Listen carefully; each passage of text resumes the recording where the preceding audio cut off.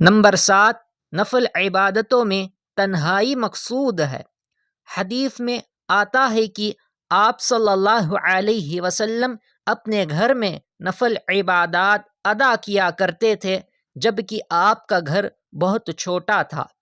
نفل نماز کے بارے میں تمام فقہاء و محدثین کا اس بات پر اتفاق ہے کہ نفل نماز اپنے گھر میں ادا کرنا افضل ہے، اور شب بارات میں جو بھی عبادات کی جاتی ہے وہ سب نفل عبادات میں شمار ہوتی ہے، اور نفل عبادات جس قدر چھپ کر کی جائے افضل و بہتر ہے، کیونکہ نفلی عبادتوں میں اجتماعیت پسند نہیں ہے۔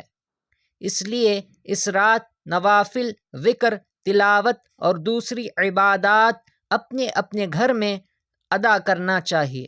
اتفاق اگر کوئی شخص رات میں عبادت کے لیے مسجد آئے اور انفرادی طور پر اپنی نماز و تلاوت میں مشغول رہے تو کچھ حرج نہیں۔